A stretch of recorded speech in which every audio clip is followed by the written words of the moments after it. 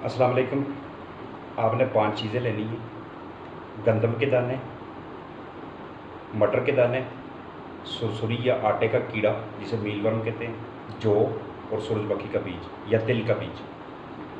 जो गंदम के दाने हैं और मटर मटर के जो दाने हैं, इन दोनों को आपने 24 घंटे के लिए पानी में भिगोना है। 24 घंटे के बाद इनको रख देना है फूटने के लिए। 4 दिन लगें या 6 दिन लगें। जब वो फूटेंगे तो उनके ऊपर एक चारा नुमा कॉम्प्लेन सी बाहर ऊपर निकलेंगी। अब इन दोनों को आपने फिर एक बर्तन के अंदर बंद कर देना है ठीक 24 घंटे के लिए।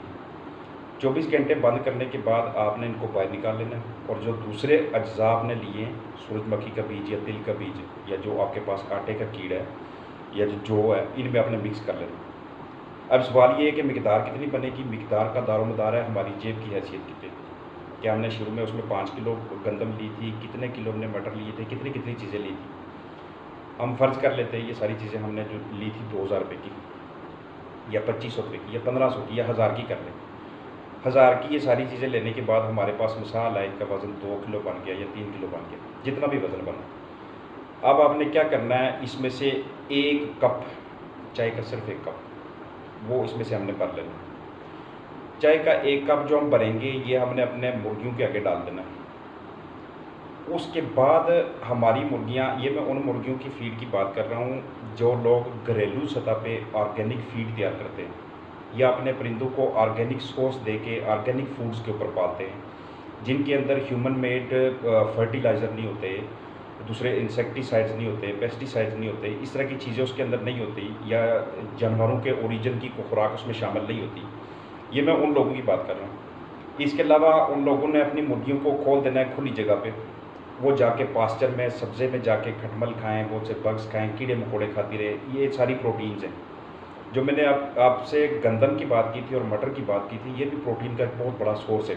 दोनों मिल के 16 से 18% के दरमियान हमारे परिंदों को प्रोटीन देंगे और इतनी ही मिकदार में हमें उनकी प्रोटीन चाहिए होती है। शुरू में ज़्यादा चाहिए होती है, बाद में मुर्गी जब बड़ी होती जाती है आहिस्ता आहिस्ता, तो उसमें प्रोटीन की मिकदार की कमी होनी चाहिए। ये डिपेंड करता है, इसका दारोमदार इस चीज़ पे है कि उसकी उम्र क्या है, उसका वज़न क्या है, वो अंडे वाली है या गोश्त वाली है। ये सारी चीज़ों का दारोमदार इस चीज़ के ऊपर है। इसके अलावा जो लोग नेचुरल सोर्स से अपने परिंदों को पालते हैं, वो अपने परिंदों को रोटी पानी में भिगो के भी दे सकते हैं। इसके अपने ग़िज़ाई अज्जा हैं। वो अपने परिंदों को, ये खल होती है जो खल चोकर, उसमें दही वगैरह डाल के इससे कीड़े पैदा करके, सुंडियाँ पैदा करके, मैगट्स पैदा करके ये अपने परिंदों को खिला सकते हैं। ओपन रेंज में फिरने वाले जो मुर्गियाँ होती हैं, वो इन कीड़े मकोड़ों से, हाउस फ्लाई से, मैगट से बहुत ज़्यादा मिकदार में प्रोटीन हासिल करती हैं। और बुनियादी तौर पे जो कमर्शियल फीड होती है उसके अंदर यही चीज़ें तो होती हैं, proteins, carbohydrates, minerals, fats, amino acids, enzymes, hormones, ये सारी चीज़ें। आपने कैल्शियम की मिकदार की कमी पूरी करनी है तो आप उसे, अगर ग्रिट अवेलेबल नहीं है आपके पास, लाइक लाइमस्टोन आपके पास नहीं है, तो आप उसको अंडे का छिलका दे सकते हैं। आपको मालूम ही है कि जो अंडे के अंदर जो जर्दी होती है, जो वाइट पोर्शन होता है, सफ़ेद हिस्सा होता है जो, वो उसके अंदर कितनी ज़्यादा मिकदार में ग़िज़ाई अज्जा होते हैं। आप अपनी मुर्गी को उबाल के अंडा दे सकते हैं। ये सारी चीज़, उसके अलावा जो किचन में पड़े होते हैं, जो डस्टबिन किचन में पड़ा होता है, उसके अंदर वो गली सड़ी सब्ज़ियाँ डालते हैं या सालन डालते हैं या और दूसरी ज़ाय होती है। यही चीज़ें आप छत के ऊपर लेके जाएँ, किसी एक बर्तन में डालें, सायादार जगह पे रखें, थोड़ा सा पानी डालें, उसके अंदर अगले दिन कीड़े बने हुए हैं। जहाँ पे आपके जानवर बंधे होते हैं, जहाँ पे वो गोबर वगैरह होता है, उसके लिए कुछ ऐसा गोबर पड़ा रहे, नीचे कीड़े बन जाते हैं, खुश गोबर के नीचे कीड़े बन जाते हैं।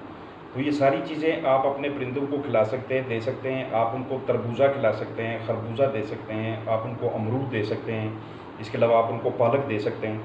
ये तो डिपेंड इस चीज़ पे करता है कि हमारे उस परिंदे की उम्र क्या है। ये मैं उन लोगों की बात कर रहा हूँ जिन्होंने घरेलू सतह पे मुर्गियाँ पालनी हैं, जिनके पास थोड़ी मिकदार में मुर्गियाँ हैं।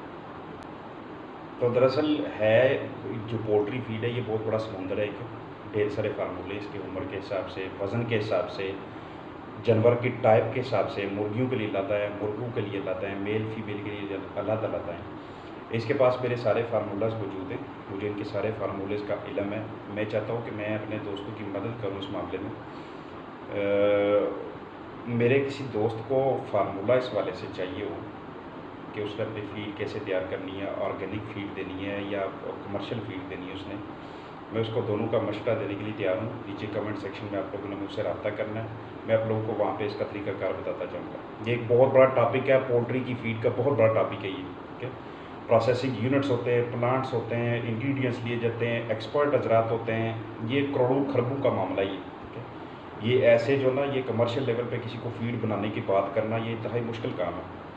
हम ये सिलसिले में कर सकते हैं, किसी ने 5-10 हज़ार ब्रायलर रखा हुआ है या किसी के पास थोड़ी बहुत देसी मुर्गी मौजूद है तो उसको हम उस मामले में मशवरा दे लें। लेकिन आपने ये खुदारा ये काम कभी नहीं करना कि आप इतना पैसा लगा के अपना बर्ड लेते हैं, उनके ऊपर इतनी मैनेजमेंट करते हैं और आप किसी का गलत फार्मूला लेके लोगों के गलत मशवरे पे चलते हैं, फिर बाद में कहते हैं जी मेरी मुर्गी 50% अंडा दे रही है, मेरी मुर्गी मरती जा रही है, ये मसले मसाइल हैं। तो मैं आप लोगों की रहनुमाई के लिए यहाँ पे मौजूद हूँ, मुझसे रब्ता करें, मैं इंशाल्लाह आप लोगों को बेहतर गाइड करूँगा। ओके जी, अल्लाह हाफिज़।